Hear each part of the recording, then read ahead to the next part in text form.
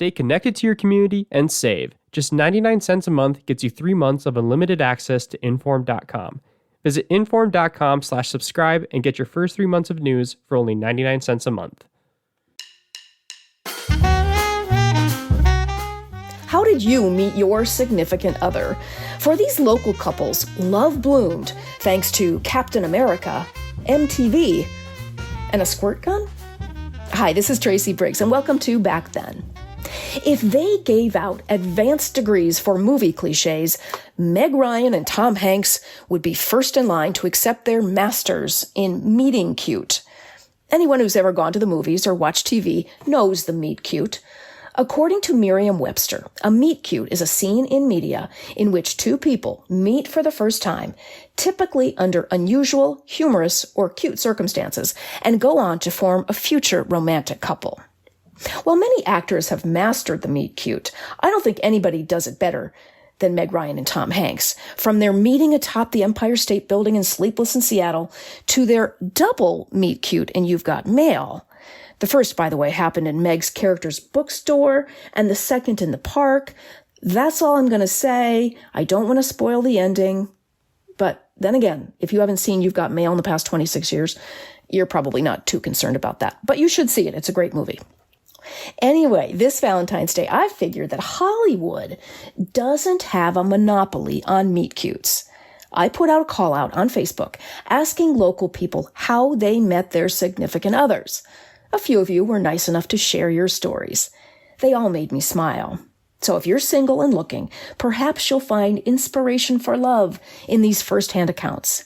And even if you're not looking for love or already found it, bask in the glow of some very cute love stories. And watch out, Tom and Meg. These folks are nipping at your heels. Our first story comes from Bailey and Alex White of Moorhead. This is what Bailey wrote to me. These are her words. It was May 6, 2016, the opening day for Captain America Civil War. I was meeting a friend for the movie, but because the Grand Theater in Bismarck doesn't have reserved seating, I arrived 2 hours early, securing my spot as the first in line, with a plan to wait there alone since my friend wouldn't get off work for another hour. I was scrolling through my phone when the boy behind the red velvet ropes held out his hand for my ticket. He was tall and blonde with nice green eyes. He remarked on what movie I was seeing and how he had to wait right there to make sure no one snuck into the theaters before the show. For over an hour, we chatted about nothing and everything as the front entrance grew packed. Finally, Ashlyn, my friend, arrived, and the boy lost my attention. That is, until the woman who was now third in line took a bold step forward, blatantly stepping in front of us and refusing to look my way as she and her large family stole our spot in line. My eyes turned to the ticket boy with a glare that demanded he did something about this egregious offense. He met my gaze and shrugged, continuing a conversation with a coworker. He was completely casual, though, as he stepped around the woman and her family, holding the red rope up for Ashlyn and me to slip under. We immediately took the chance to bypass the last 20 minutes of waiting time and rushed into Theater 11 to claim the middle seats under the artificial stars of the Grand Theater. In our chairs, Ashlyn teased me for flirting with the blonde. I denied it. He was just being nice and doing his job. But she insisted letting us in early wasn't part of his regular duties. She said I should write my number on my ticket and give it to him. I said I couldn't because I didn't have a pen. She did. Finally, I scribbled my number on the paper under the line. To the cute movie guy, call me. Nervously, I left the theater and went to find snacks and some courage before going back to the entrance to find him.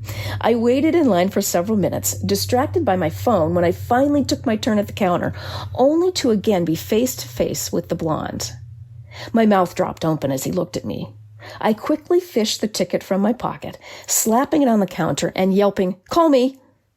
Without giving him a chance to respond or make me popcorn, I rushed back into the theater just as the movie began.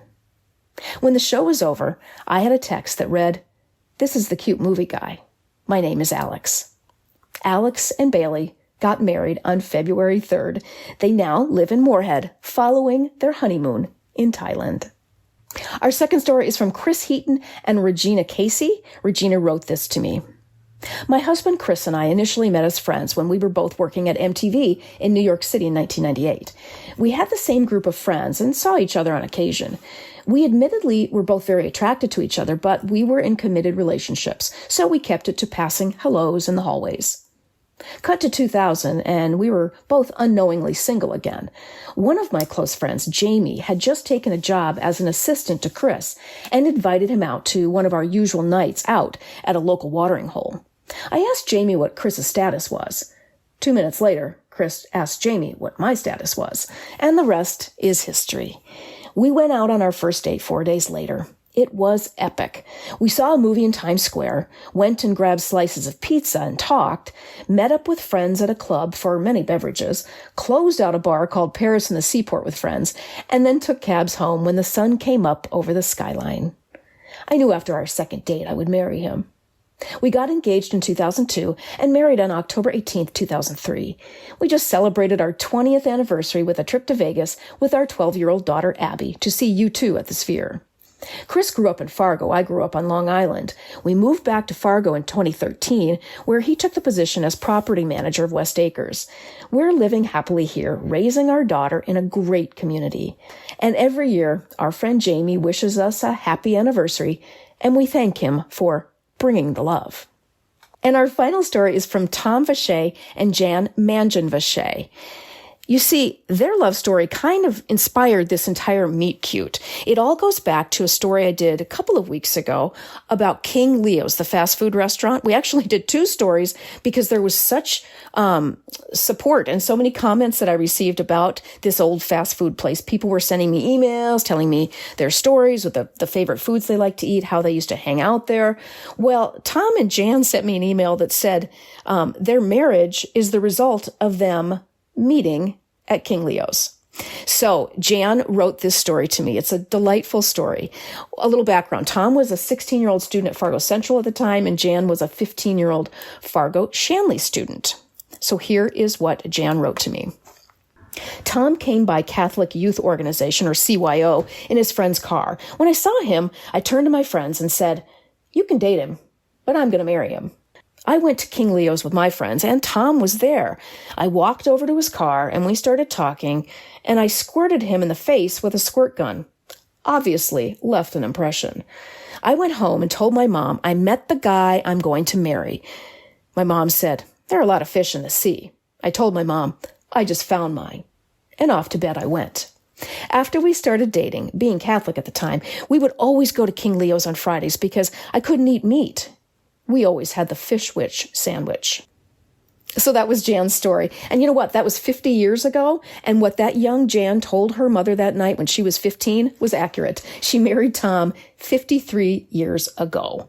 They live in the first house they ever purchased together 50 years ago in North Fargo, and they raised 2 daughters who still live in town. Tom was in sales while Jan worked as a secretary. What will they do this Valentine's Day, especially since King Leo's is no longer around to serve that fish sandwich? By the way, Jan says Tom still craves that sandwich, and her, not so much. Instead, Jan said she'll make a special candlelight dinner of steak and or seafood. Here's what she said. The table is set with our wedding china and goblets. We have hors d'oeuvres, an aperitif, a glass of wine with dinner, and a fancy dessert. I think the squirt gun will not make an appearance, but who knows? Thank you to everyone who shared your stories with me. I love these Meet Cute stories. You've inspired us all to have a very loving Valentine's Day. Thanks again for listening to Back Then. I hope you join me again next time. Get reliable and accurate local news with Inform.com. Inform.com is your trusted local news source with journalists dedicated to keeping you informed about what's happening in your community. Visit Inform.com now.